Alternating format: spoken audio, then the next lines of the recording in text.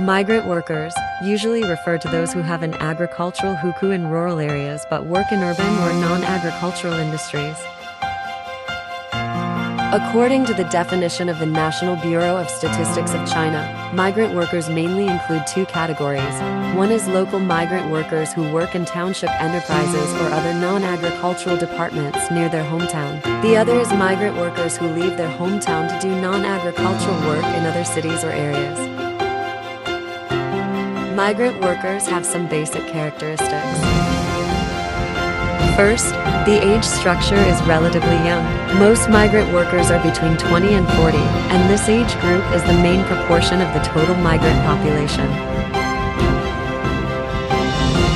In recent years, with the accumulation of working experience and the stability of occupation, the average age of migrant workers shows an upward trend.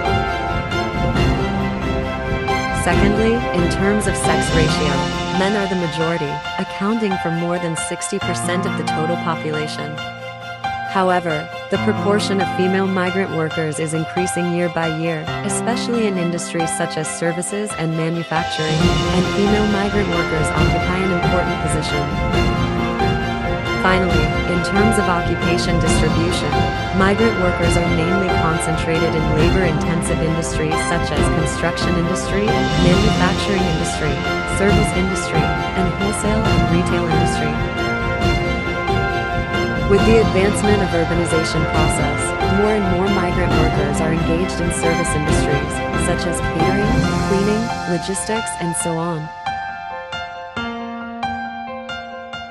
According to China's National Bureau of Statistics, the total number of migrant workers in China was about 290 million in 2003, accounting for a large proportion of the country's total working population, although the growth of the total number of migrant workers has slowed in recent years. This group remains high, showing the importance of migrant workers in China's labor market. In terms of geographical distribution, migrant workers mainly flow to the economically developed eastern coastal areas, such as Guangdong, Jiangsu, Zhejiang, Shanghai, and other places. These areas, with a high level of urbanization and rapid economic development, have attracted a large number of migrant workers. At the same time, due to the relatively backward economy, the central and western regions have become the main labor force exporter, and the migrant workers export more. In addition, migrant workers are mainly concentrated in large and medium-sized cities, especially first-tier and second-tier cities, such as Beijing, Shanghai, Guangzhou, Shenzhen, which provide more job opportunities and higher wage levels. At the same time, small towns and counties have gradually become important places for migrant workers. With the development of regional economy, these places have attracted many local migrant workers to return to their hometowns for employment.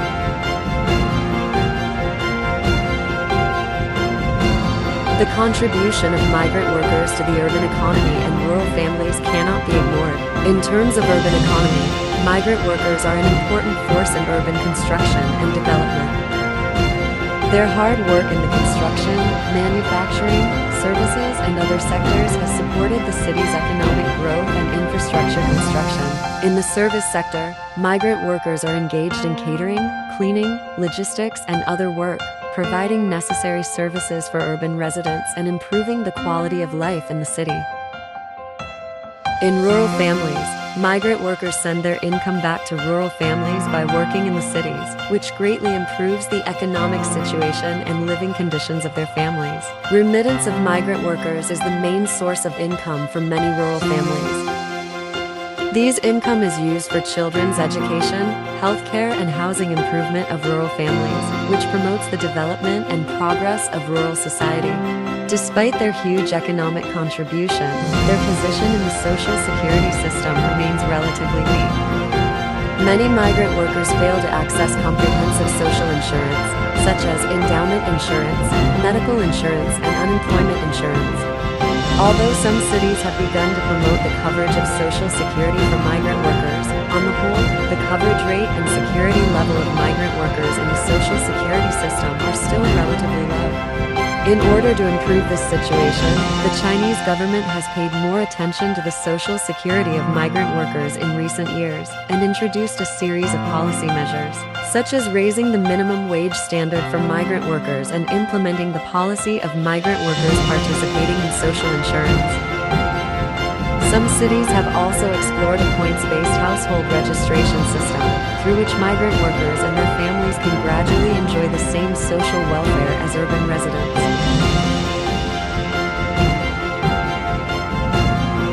The wage level of migrant workers has increased in recent years, but there is still a significant gap compared with urban residents. According to statistics, the average monthly wage of migrant workers in 2023 is about 4,000 yuan, while the average monthly wage of urban residents is nearly 8,000 yuan. Although the wages of migrant workers rise year by year, this income gap still reflects the disadvantage of their economic status. Wage arrears remain a major challenge for rural migrant workers. Although the state has repeatedly issued policies to crack down on wage arrears are still widespread in some places and industries, especially in the construction industry and some small and medium-sized enterprises. This not only affects the basic life of migrant workers, but also infringes on their labor rights and dignity.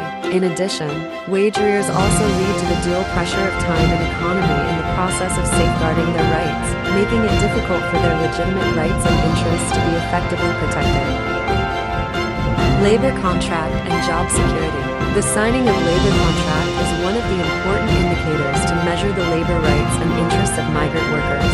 Although the labor contract law stipulates that the employer should sign a labor contract with the laborer, but the actual implementation situation is not ideal. Many migrant workers, especially in informal employment, do not sign formal labor contracts with their employers.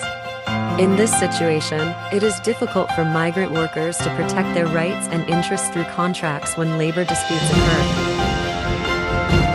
In terms of working environment and occupational safety, migrant workers face high occupational risks. Many migrant workers are engaged in high-intensity, high-risk jobs, such as construction, mining, and manufacturing industries, which have many safety risks. Industrial accidents occur from time to time, but the occupational security of migrant workers is not in place. Social security. In terms of medical security, migrant workers generally receive low treatment. Although some cities provide basic medical insurance for migrant workers, there is a gap between the reimbursement rate and treatment level and urban residents, and many migrant workers are unwilling or unable to seek medical treatment in time due to economic reasons. In terms of endowment insurance, the participation rate of migrant workers is even lower. Due to the unstable work and strong mobility, many migrant workers are difficult to pay the pension insurance continuously, and the pension problem after retirement has become a major concern for them. Living and living conditions. The living environment of migrant workers is generally poor. Most of the migrant workers live in urban villages, simple rental houses or dormitories provided by labor units. These living places are often simple conditions, lack of basic living facilities and security guarantee, crowded and poor health conditions, seriously affecting the quality of life and health of migrant workers. Due to their limited income, many migrant workers cannot afford the high cost of living in cities, and their children's education and medical expenses for their families have also become a heavy burden for them. In addition, migrant workers are faced with imperfect social services in cities, and there is an obvious gap between them and urban residents in enjoying public services and social welfare. This inequality further aggravates the marginalization and social isolation of migrant workers in the cities. Finally, through the joint efforts of the government, enterprises, and all social parties, the labor rights and interests of migrant workers are expected to be significantly improved, which will not only contribute to the realization of social equity and justice, but also provide a solid guarantee for the sustainable development of China's economy and society. Continuing to pay attention to and improve the basic human rights of migrant workers will be an important step towards more harmony and justice in Chinese society.